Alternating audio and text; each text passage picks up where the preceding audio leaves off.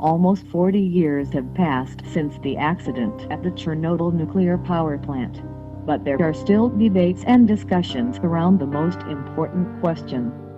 What was the true cause of the tragedy that occurred then? Unfortunately, the official authorities of at least two states are still hiding from the whole world the unflattering truth about the true events that led the world to this catastrophe.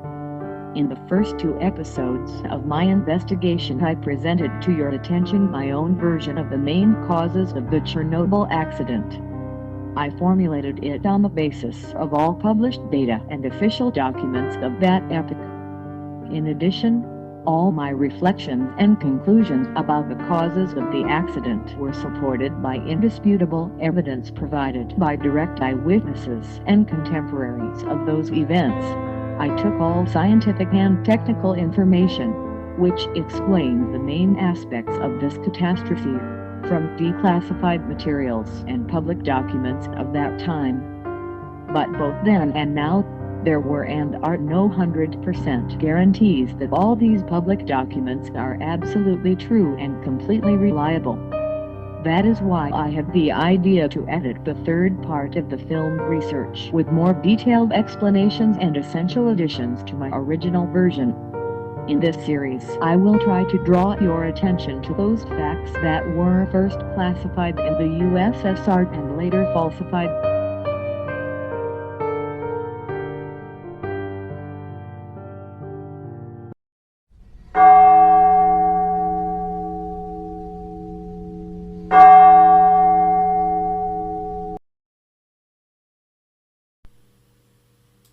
Many years after the accident, it became clear that key information about the accident had been partially, or even completely, distorted by the authorities.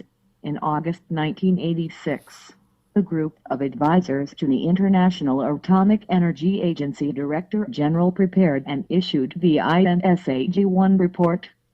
In it, as the main causes of the Chernobyl accident, numerous violations of instructions and operator errors were pointed out. Along with this, it was noted that the personnel did not observe the safety rules. It should also be emphasized that it was in this report that the shocking fact of illegal shutdown of automatic protection AZ-5 at Unit 4 of Chernobyl NPP was recorded for the first time. Let me remind you that at all RBMK reactors it was the main safeguard against the maximum design basis accident. This protection was triggered just in those cases when the operation of nuclear units was carried out with obvious violations of the technological regulations. Section 5 of this report, devoted to the description of the accident, states the following. The beginning of an increasingly rapid rise in power was seen, and a manual attempt was made to stop the chain reaction, the automatic trip, which the test would have triggered earlier, having been blocked. In other words, the AZ-5 defense, which was supposed to shut down the reactor before the start of the real tests, was in a deactivated state that night. This information once again proves to us the fact that on April 26, no one was going to conduct any design tests on the turbine generator rundown. In fact, they tried to illegally start up the already shut down reactor and bring it to the maximum possible power. And they did all this under pressure and on the basis of reckless and unlawful orders of Anatoly Dyatlov, Deputy Chief Engineer of Chernobyl NPP. It is indicative that immediately after the accident none of the specialists and workers of the plant doubted for a minute in full and unconditional guilt of the Chernobyl NPP personnel in the tragedy.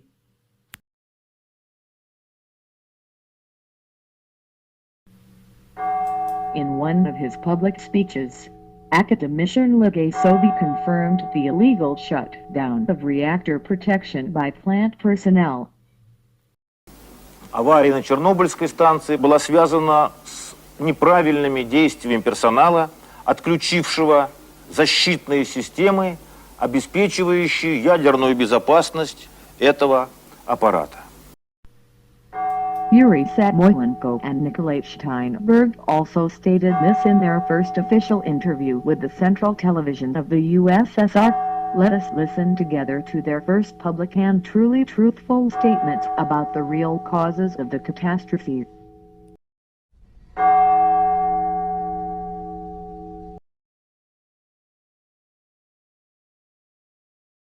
Так кто же все-таки виноват, спросили мы у Юрия Николаевича Самойленко. Понятно, что виновники аварии – это персонал. Значит, это разгильдяйство, это значит разгильдяйство, самое прямое. Вот что такое является, что такое авария на Чернобыльской станции. Нарушение регламента. И нарушение регламента не каким-то одним человеком, а на протяжении нескольких смен. Грубейшее нарушение – это все факт железно установлен. Виновники мы все, в том числе и те, кто здесь отсутствовал.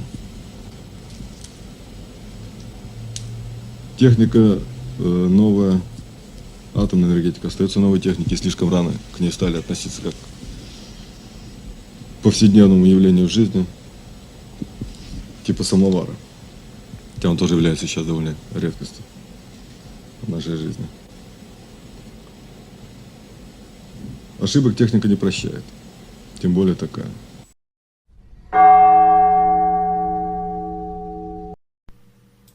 At the time, the statements of all those experts appeared on TV.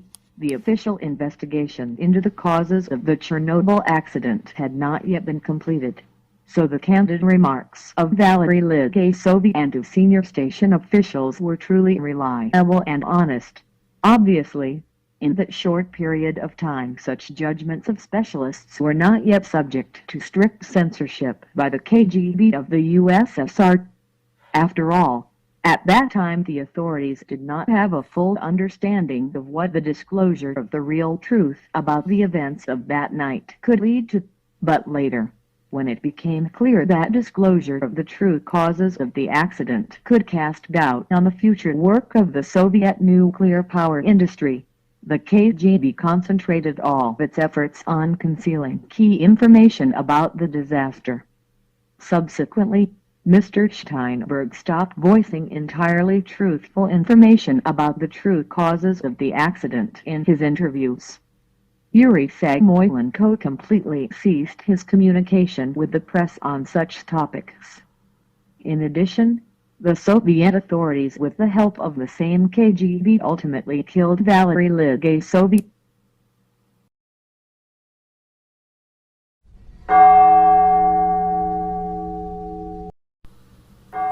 And now let's listen once again to the investigator of the USSR General Prosecutor's Office, Nikolai Voskov, who immediately after the accident was investigating its causes.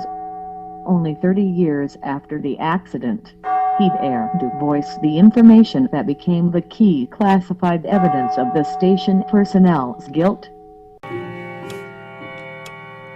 Надо было возвращаться снова назад.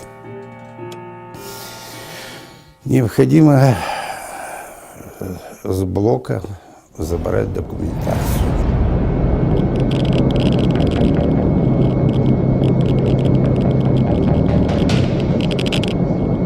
На блоке управления, вот, естественно, всевозможные журналы и так далее, документация. Она всегда присутствует, и ее обязательно надо потом смотреть. Ну и как оказалось, что не напрасно, потому что в этом ворохе бумаг, это, конечно, большой беспорядок был, на этом все-таки произошел взрыв, все запыленное, грязное. В этой документации я нашел ленту мощности реактора. Эта лента мощности показывает режим работы реактора. Вот, лента мощности в дальнейшем показала очень многое. Во-первых, ход развития реакции. Для физиков много стало ясно. И подтвердились те факты, что Технологический регламент, грубейшим образом был нарушен. The reactor power tape is the main document, on the basis of which a group of Soviet scientists, led by academician Sergei Soviet, prepared for the International Atomic Energy Agency their first version of the report on the causes of the accident. And to all appearances, this report was the most professional and honest in all respects. At the same time, it is striking that after consideration of this report in the Central Committee of the CPSU, the scientists who prepared it could go to jail themselves. If even those experts, who dared to write the truth about the accident, were threatened in such a way, it is obvious that the real information about the true causes of the catastrophe could not be connected only with some unsuccessful experiment. Let's hear the memoirs of one of the co-authors of this first report, Alexander Kalkagin.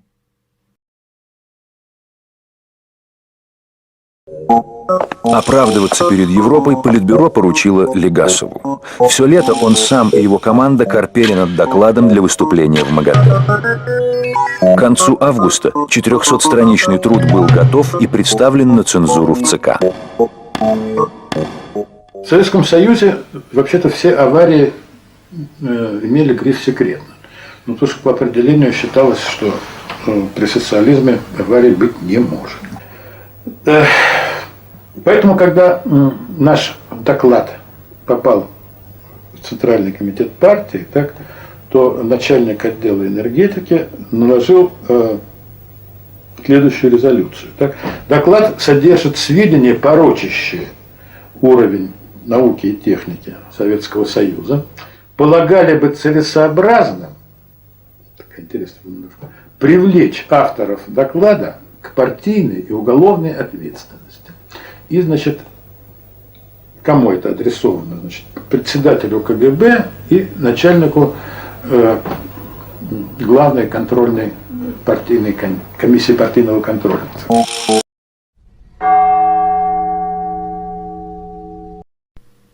By the time this report was made public, the post-accident environmental situation around the world had already deteriorated significantly. Therefore, the truth that was set out in it could have led the USSR to the most unexpected consequences.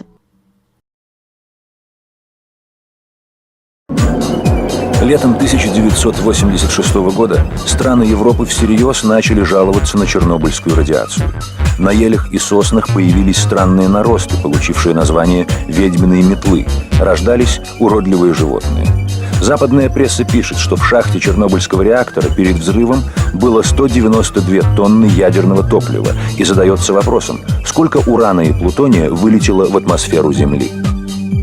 Никто не был уверен, что в результате этой аварии Европа или тем более, может быть, какие-то дальние страны не начнут требовать каких-то компенсаций, связанных с последствиями аварии, с теми выпадениями, которые пришлись на их территории.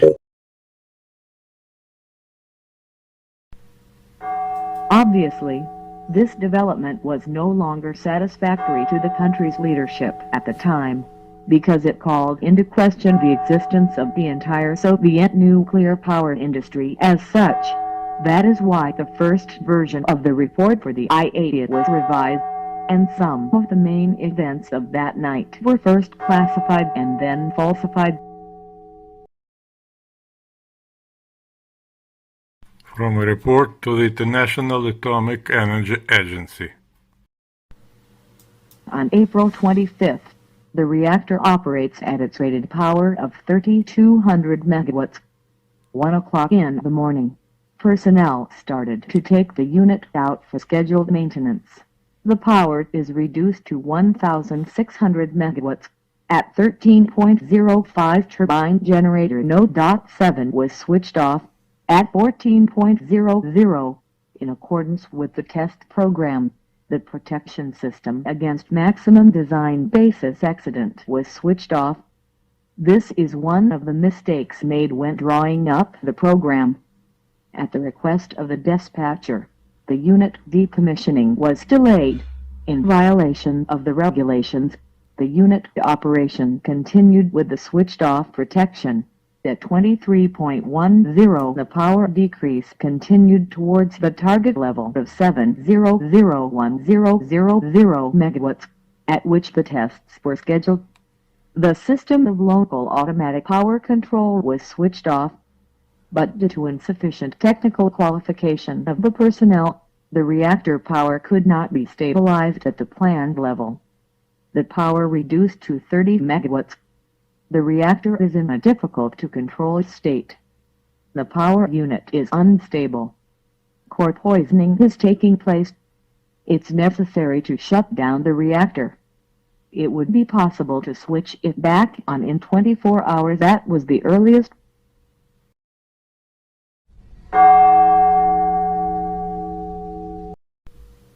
Subsequently, all these data were included in the final document called I-SAG-1. But here I will ask all viewers to pay special attention to the following curious fact. It was clearly recorded on the graph that exactly on April 25, 1986, starting from 23.00 hours, further reduction of the reactor power, suspended during the day, was continued at Unit 4 of Chernobyl NPP. But, as a result of the low technical qualification of the personnel, the reactor power could not be kept at the 7001000 megawatts level, at which the tests were scheduled to be carried out. As a result, the power, allegedly, dropped to 30 megawatts thermal. This is the main fake, which was invented by Soviet pseudo-experts to cover up the true causes of the Chernobyl accident.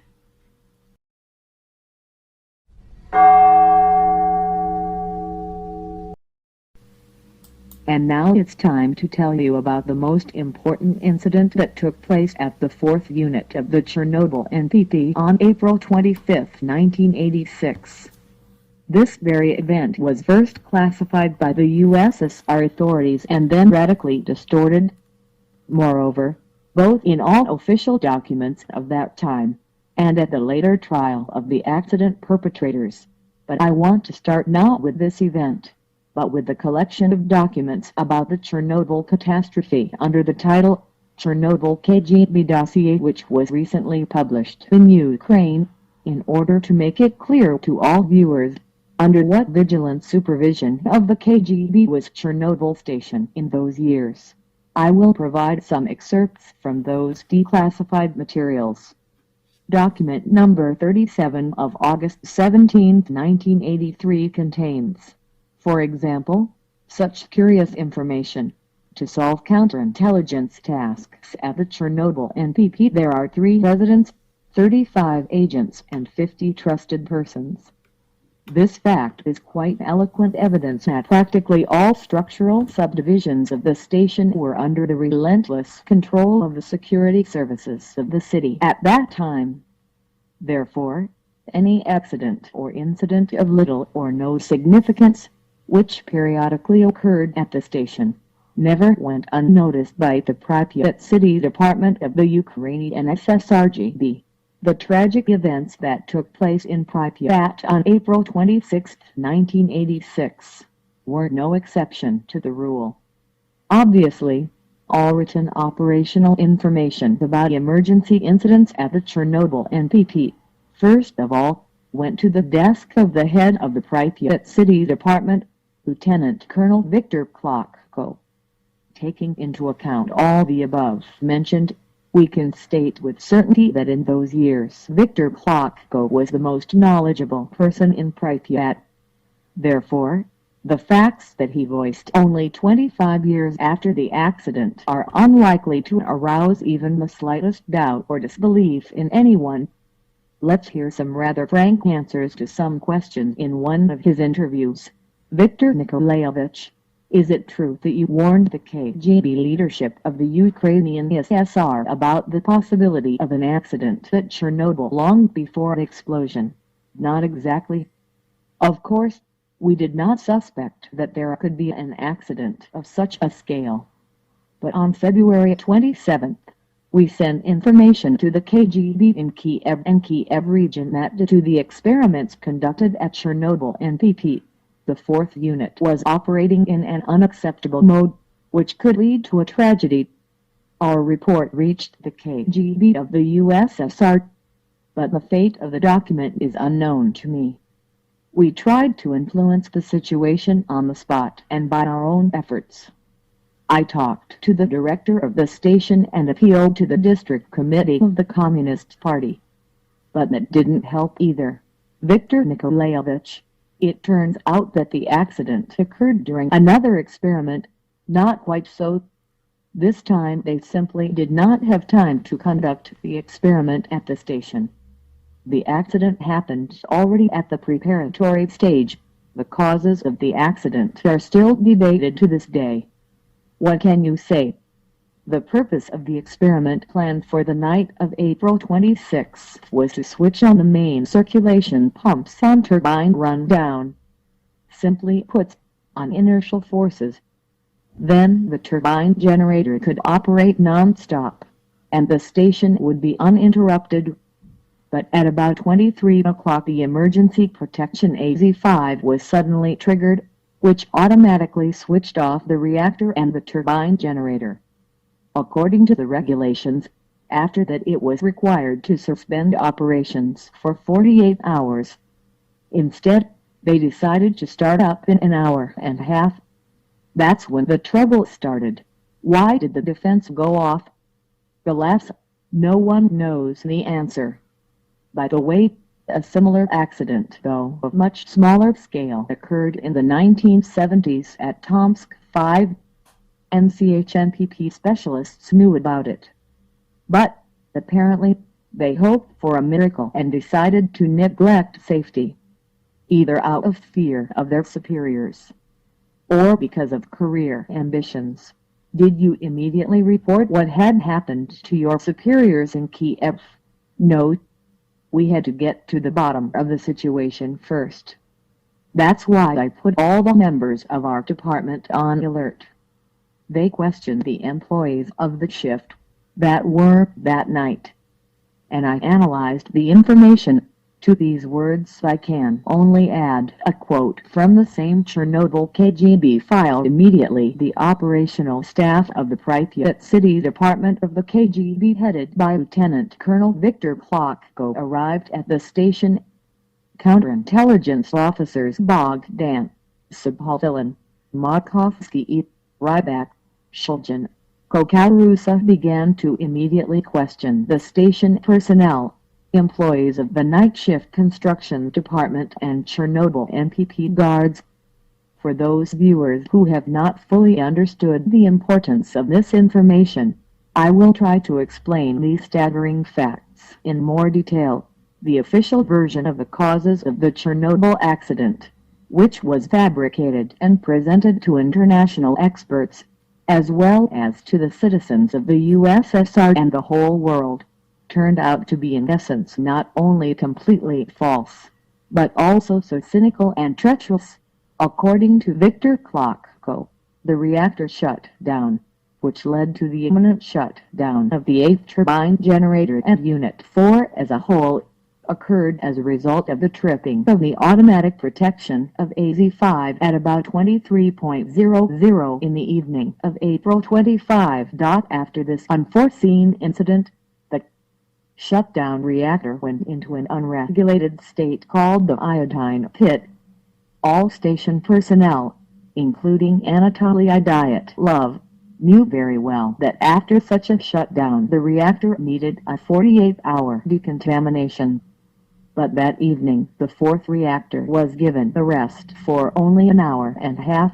Let me remind the viewers that the fabricated official version of the causes of this accident was based on the outrageous and ugly statement that Chief Reactor Control Engineer Leonid Toptunov, at the very beginning of his shift, which started at 00:00 hours on April 26, dropped the power of the still operating reactor 4.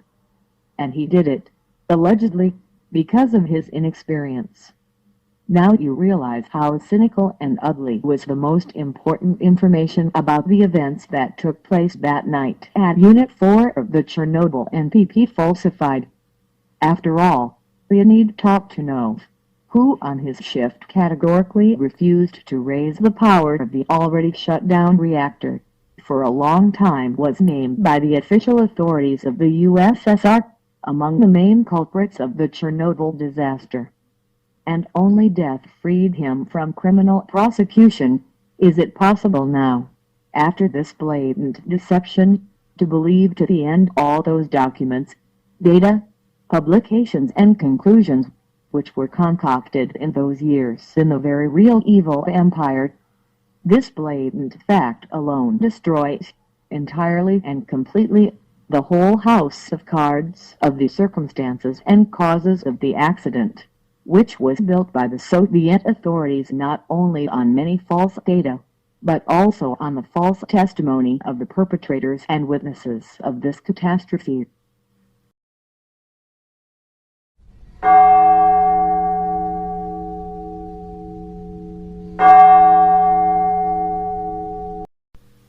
It would be possible to stop at this point in my investigation.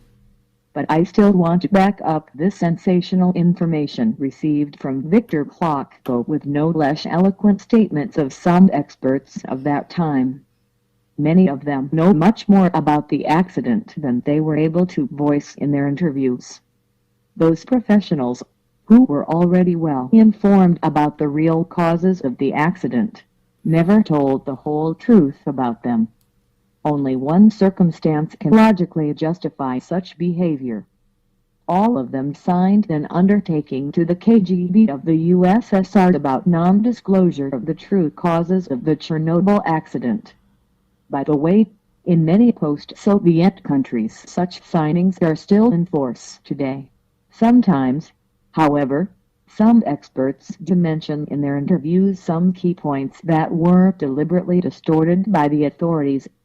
A good example of this is the fact that the classified information voiced by KGB Colonel Viktor Klotko was later confirmed in the stories of Nikolai Steinberg, Nikolai Karpan, Yuri Urchin and Vladimir Komarov. Let's hear once again their unwitting but no less convincing exposes of some classified facts.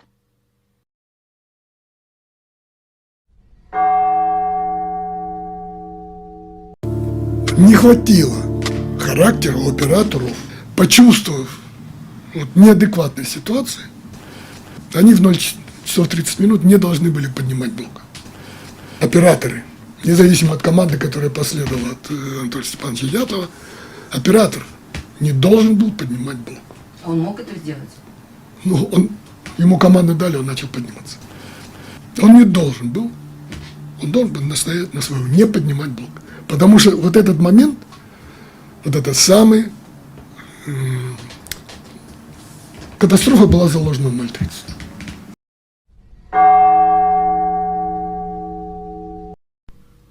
At this point, I would like to draw your attention to the following important fact.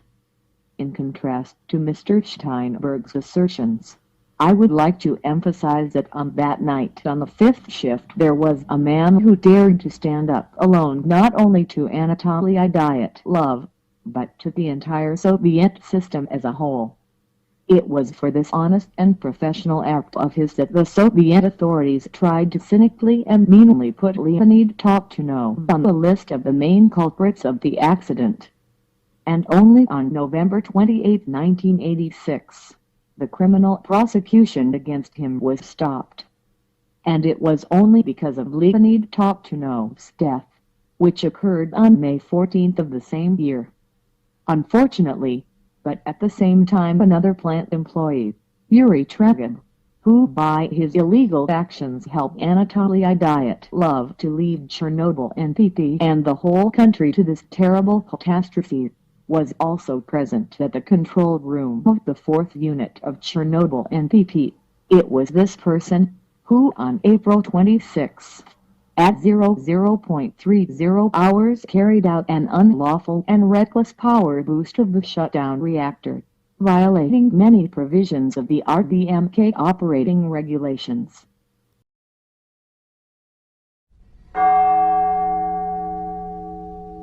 Обычно приезжают на смену раньше, как минимум за полчаса.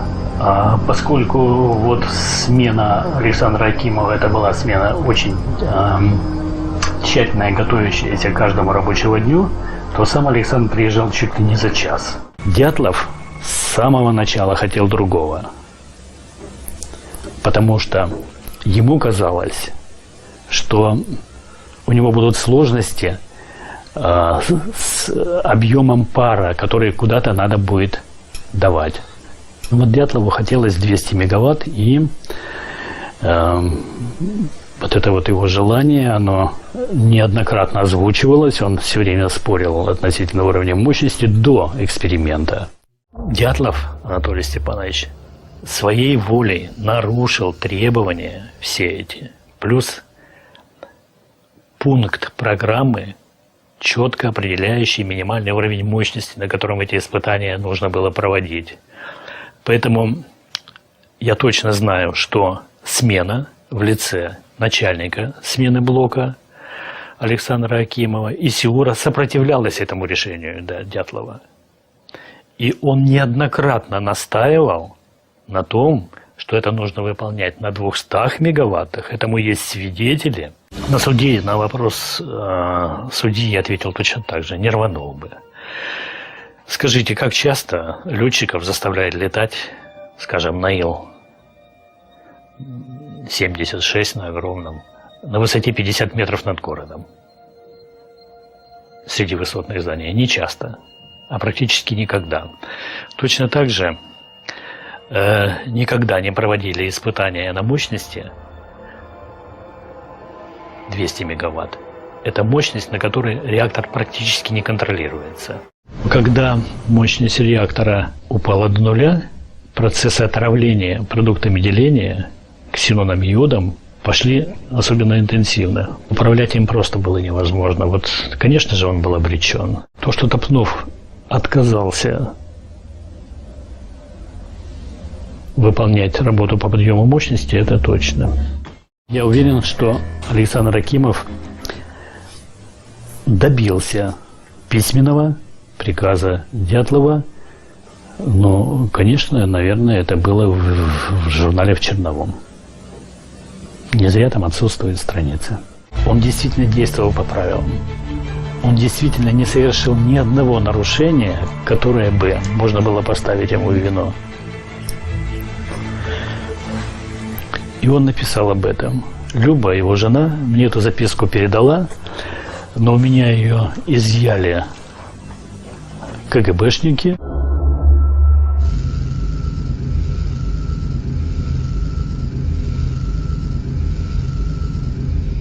Это основной принципиальный вопрос. Дятлов своим решением, своим давлением вынудил смену произвести эти действия. Я привожу в своей книге воспоминания Ельшина, который присутствовал на блочном щите управления и который видел, как подъем мощности реактора после ее падения осуществлял. Когда мощность реактора поднялась до уровня 200 мегаватт, включили в работу автоматический регулятор малой мощности АРМ, к пульту опять встал Топтунов. Это был грамотный, нормальный Сиур, который хорошо себя показал в обычной стационарной работе.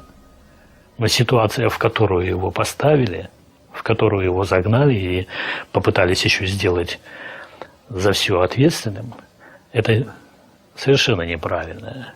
И он не мог физически с этой ситуацией справиться, потому что сами системы не обеспечивали нужной скорості реагування.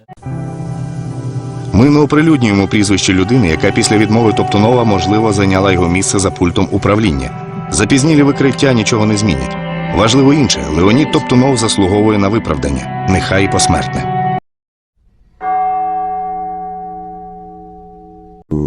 Вот эта программа, которая выполнялась 26 апреля, мы фактически по своей части, вот этот маленький коллектив инженерный, замначальника электроцеха, 2 ведущих инженера, ну там еще техники были, мы фактически брали активное участие в его подготовке.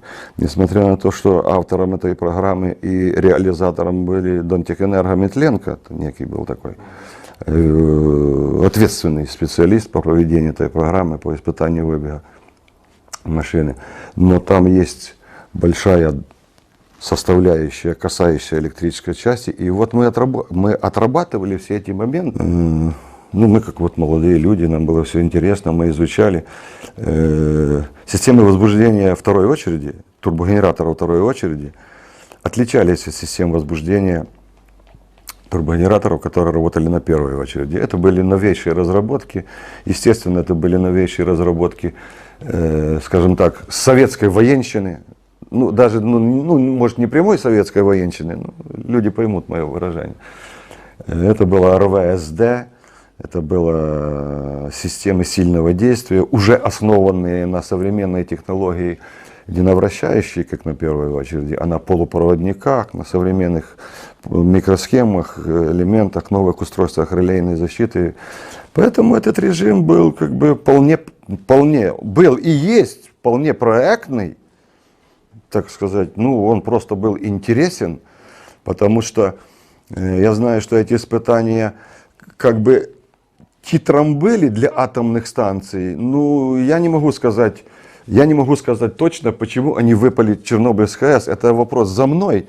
И все говорят, и не я один говорю, если бы Юра Трегуб не остался на смене и не поднял аппарат, может быть, мы сегодня никогда друг друга не знали, жили где-то в какой-то другой стране, я не знаю, где мы жили. И что там было, вообще трудно представить. Но поскольку вот так, это как там, отказ по блоку, да, 10 минус 4, вот 10 минус 4, один раз на 10 тысяч случаев, вот оно, к сожалению, сработало. Ну, были еще там. Так, блок помог поднять? Трегуб поднял блок, насколько я помню. Блок же упал, провалили в йодную яму. Леня Топтунов, по-моему, да, Топтунов, по-моему, отказался поднимать блок. Он прямо отказался? Он принял смену с нуля и отказался поднимать блок. А поднял блок Юра Трегуб. Это начальник смены реакторного цеха, который остался да, для того, чтобы поучаствовать в испытаниях. Ну, я вроде, если мне не изменяет память, я так помню. Возможно ли технически, ну, если ты обладаешь полнотой власти, инспирировать такую грандиозную катастрофу? Ну, взорвать реактор персонал может там десятками разных методов. Это несложно. Это вот показания такие и есть, причем довольно ответственного человека, Комарова. Я посоветовал бы вам с ним встретиться и обсудить этот вопрос, пока еще жив. Я был привлечен в экспертную комиссию при Генпрокуратуре СССР в качестве председателя экспертной комиссии по расследованию аварии. Поэтому все, скажем, документы, которые были представлены в Генпрокуратуру, я имел к ним доступ, с ними знаком. После этого я оказался на Чернобыльской станции, в тот период, когда она еще строилась. Работал я замглавного инженера по науке и по безопасности. После пуска этой станции меня забрали в Москву, в аппарат Центрального комитета Коммунистической партии. Копчинский, который курировал атомную энергетику, настоял, чтобы программу продолжили. Но 4-й блок, он уже в йодной яме, он уже сутки работал не на 100% мощности. И выходить в такой ситуации на мощность, это было самоубийство. Там был постоянный переговор с Копчинского с Дятловым. Ну, то есть со многим персоналом я беседовал. И мне подтвердили, что вот именно весь этот разговор. И причина, это и есть причина аварии. Во-первых, я был дома, естественно. Естественно, был в собственной постели. Сын и дочь, свидетели, что я был дома. То есть то, что Копчинский там говорит, что нет связи из квартиры с персоналом этой станции, это чушь, потому что из любой квартиры можно посмотреть на атомную станцию. Господину Комарову надо было бы знать, сколько он работник атомной энергетики, что никакие команды, никто, даже генеральный секретарь ЦК КПСС, не вправе давать оперативному персоналу. Не может ссориться зам главного инженера станции с начальником сектора ЦК. Но с какой стати будет зам главного инженера рисковать, когда ясно, что нельзя поднимать? Ну с какой стати? Вот задам вопрос. У них что, у всех затмение нашло? Ну нельзя пускать блок. Нет запаса реактивности, это преступление. Они все же идут, причем предыдущая смена отказалась пускать, они все же пускают этот блок и взрываются. Причина какая может быть? Только одна. Кто-то на них надавил.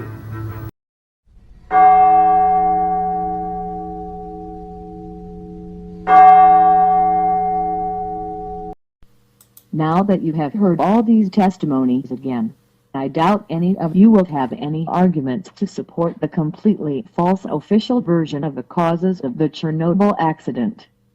Even the unprepared viewer now understands that neither on the evening of the 25th, nor on the night of April 26th, none of the operators of the two adjacent shifts lowered the reactor capacity to 30 megawatts thermal. Not only that, none of them could and did not keep this fourth reactor running at this low power. And in fact, the thermal capacity of the reactor then fell to 0 megawatts. And that's why on April 25th, around 11 o'clock p.m., the AZ-5 automatic protection went off and shut down the reactor. Unfortunately, it must be noted that many unscrupulous Soviet scientists and specialists are involved in the development and promotion of the fictitious version of those events. Of course, only one organization, the KGB of the USSR, could force these professionals to commit such an outrageous official forgery. But it is no less unfortunate that after so many years of the accident, some modern functionaries and false experts still continue to promote on YouTube, in the press and on television knowingly false information about the real causes of this terrible disaster. Next, I would like to reiterate some of the basic elements of this investigation. As you and I have already learned, the original version of the cause of the accident at the Chernobyl nuclear power plant was distorted in the USSR. But some of you may still have these questions, and why, and for what purpose was it done, and who exactly was so interested. In this case, there is no need to go far in seeking answers. Let's simply refer to the text of the I-88 statute. Article 12 of this document states that to examine the design of specialized equipment and facilities, including nuclear reactors, and to approve it only from the viewpoint of assuring that it will not further any military purpose. It should be noted that almost the entire I-88 statute is imbued with strict warnings of the inadmissibility of the use of nuclear energy for military purposes. In other words, if, as a result of the investigation of the causes of the accident, it became known that the Chernobyl nuclear power plant was used as an energy component of a military facility in those years, the USSR would simply be excluded from this international organization. Next, there would be an immediate ban on the use of nuclear energy in its national economy. As you may well understand, such consequences, both for the USSR and its leadership, would be truly catastrophic. Therefore, Gorbachev and the entire rotten Soviet system took all possible ways to conceal the true causes of the Chernobyl accident.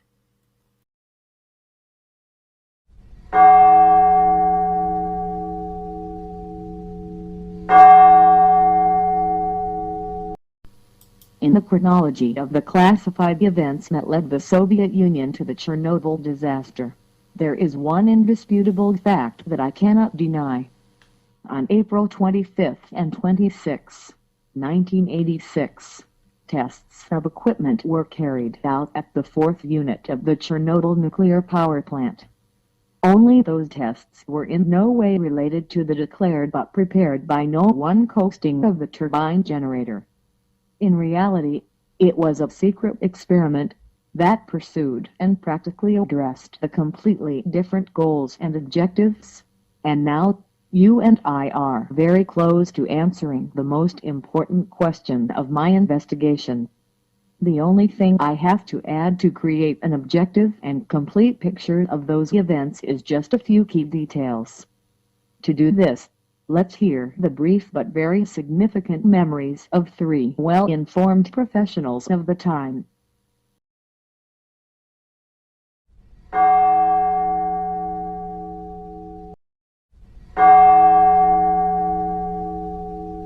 Так от працювали, таємність дуже висока була, ніхто нікого не знав, хто і звідки.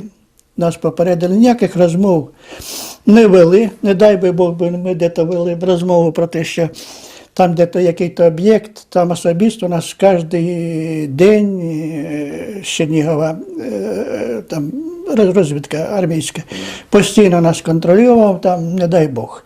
Ніяких не було посторонніх отих переписок, почта, посилки, все, понятно, що перепровірялося.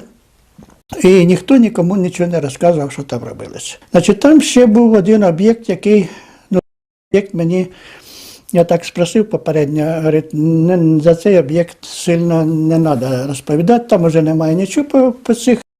А от наукові і медичні досліди, значить, стараюся, говорить, уникати цієї розмови.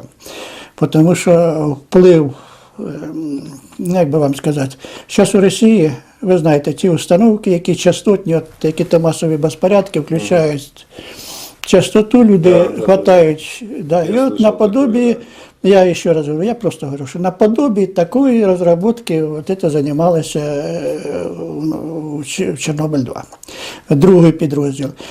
А цей об'єкт у нас вже швидко був побудований. І буквально, зараз я скажу, це в нас травень, до Нового року вже фактично стояли антени всі, от, підземні спорудження всі були, там коридори, кабельна прокладка, шахти йшли для силового кабеля до атомної станції. І такі були, і лепи були. Силовой кабель напрямую к станции. Да, напрямую. Да, видимо, коробки распределительные устройства. Да, вони йшли напрямую. І плюс спецзв'язку, там рядышком, от яких це на атомну станцію, будемо так, з Лільова до Прип'яті, з лівої сторони, там ті спецзв'язі, може, ви бачили, на трасі стоять ті колодця. А це тут вже наші прокладували все. Тобто спецзв'язь, куди вона йшла, як вона йшла, я не знаю. Под землей ще достатньо. Під землею силові кабелі йшли від, можна розказувати, нікому це не потребує, вони йшли від антенн наших, будемо так казати, напрямую на станцію Янов. Там стояла друга частина, де завозили які-то механізми, інструменти, які-то складські там приміщення були, але там теж охоронялося і так далі. Тут вона доходила туди до них, і від них, я так зрозумів, що вже йшло по Янову до Силовая, до атомної станції. Так, десь приблизно маршрут був покладений. Ну, там були, звісно, і сигналізація, там були і інші питання, і різні версії були. Ну, мені ще непонятно, що це достовірна інформація, що військові проводили якийсь експеримент, іменно як військові. От. Ну, антени були, мені сказав один товариш, що були включені теж на саму максимальну потужність, тобто споживання електричної енергії. Може, хотіли спитати, що встановити, якщо немає, чи достатньо для об'єкта. Не можу я вам сказати причину. Тут тяжко сказати. Я не спеціаліст в технічних термінах, не розбираюсь. Наш объект, системы предупреждения ракетных нападений В течение 10 лет мы видели за это время все шаттлы, которые взлетали. Все. И как раз в это время все страны мира, вот эти дятел, услышали. Так, можно сказать. Это 10-герцовые посылки, оно похоже на стук. Сигнал сам в прямоугольной форме и похоже на стук дятла по деревяшке. На самом деле она похожа, так она не такая. То есть это сигнал дуги? Ну да. А она, получается, была на боевом дежурстве? Наша станция на боевом дежурстве не стояла. День аварии по 6 мы как раз были на последних доработках, после которых мы должны были встать на боевое дежурство в сентябре по 6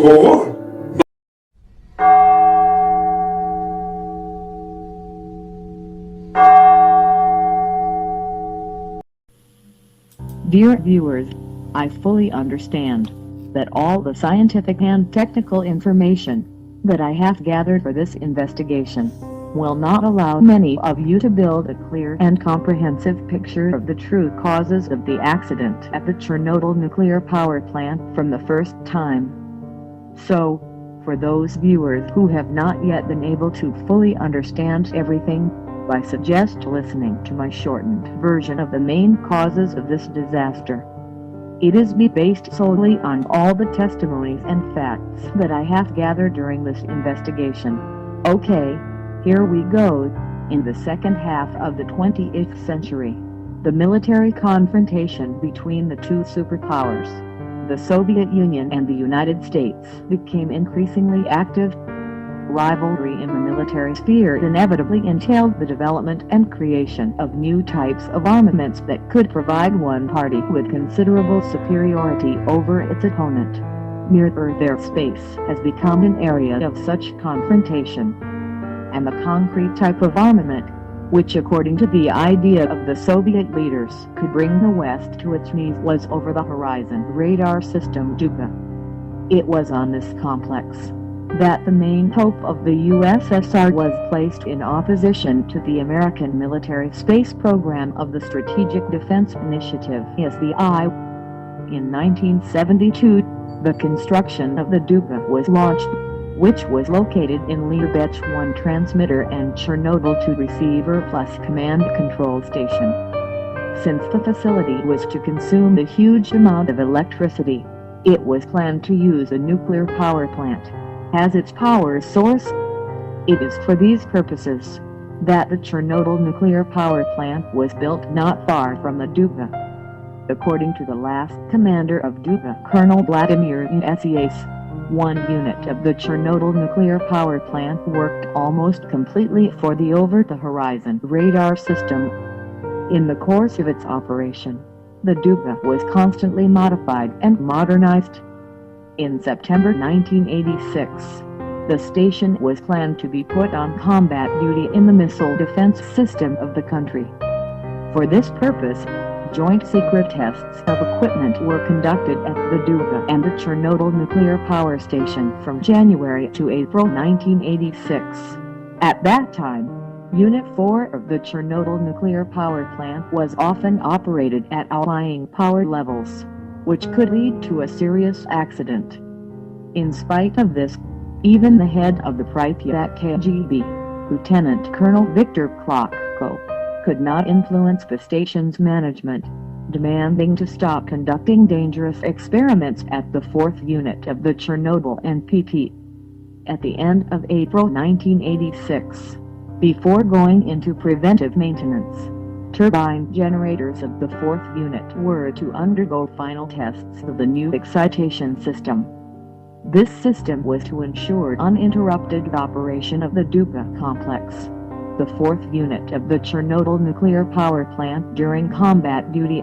On the night of April 25th, in the presence of all responsible specialists, the first attempt of these classified tests was made at Chernobyl NPP Unit 4. That night the reactor was again operated at prohibitive power levels.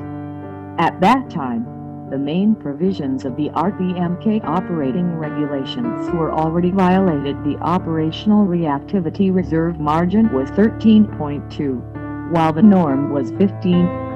But something went wrong, so the tests were interrupted, and it was decided to continue them in the evening of the same day. At the same time, in the afternoon of April 25th, one of the reactor's main protections, the reactor's emergency core cooling system, was shut down at Unit 4. This protection, according to test manager Matlenko, prevented the experiment from being successful that night.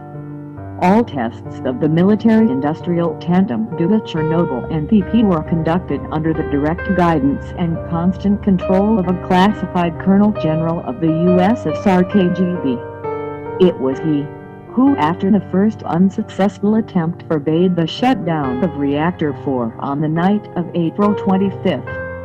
Although Unit Control Room 4 already had the order of Viktor Bryukhanov, issued on April 24th, according to which the 4th unit of Chernobyl NPP should have been taken out for scheduled preventive renovation already in the morning of April 25th.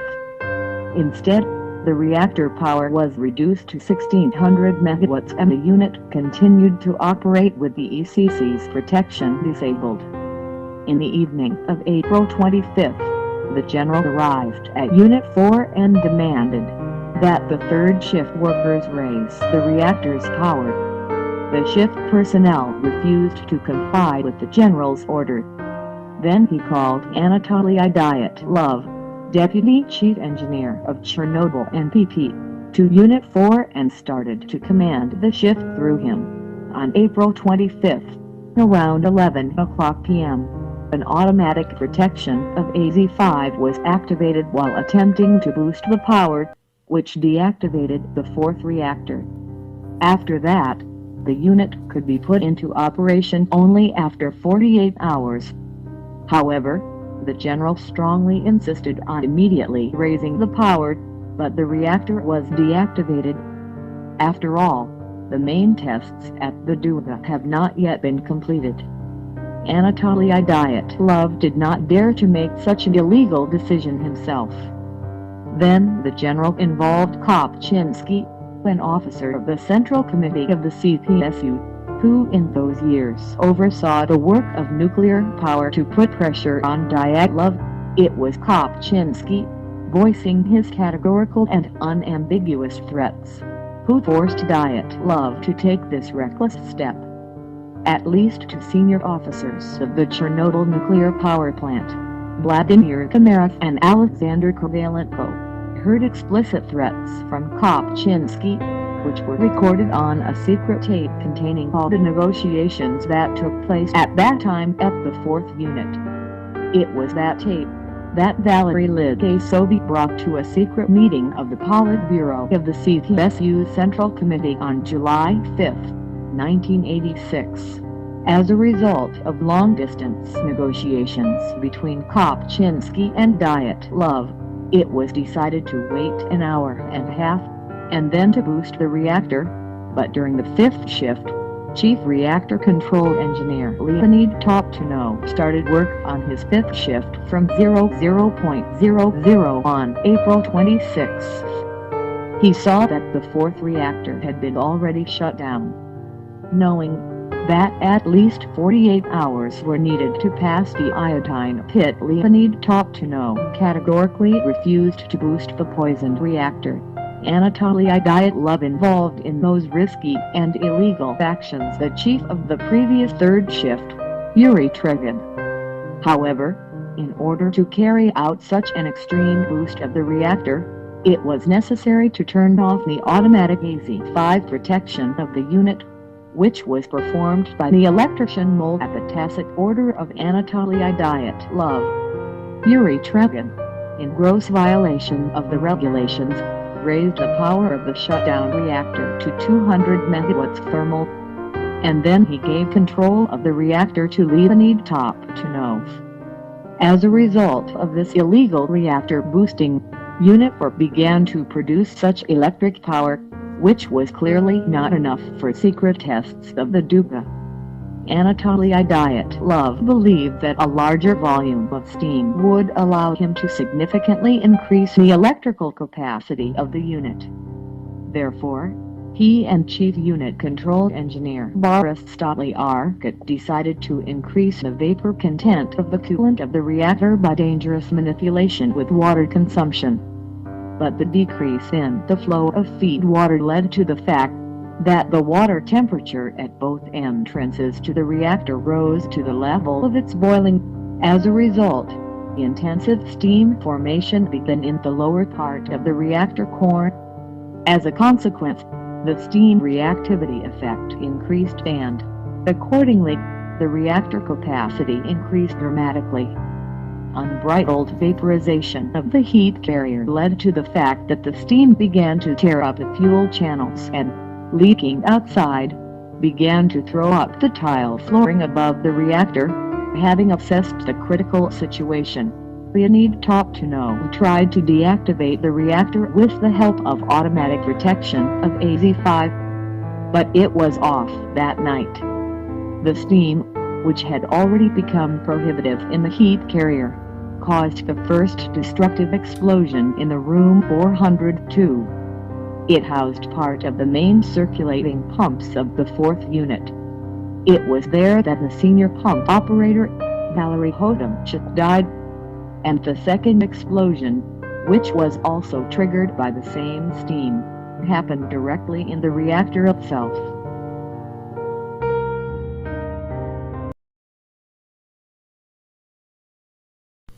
As an epilogue, it will be most appropriate to hear the memories of the first director of the object shelter, Vladimir Sherbin.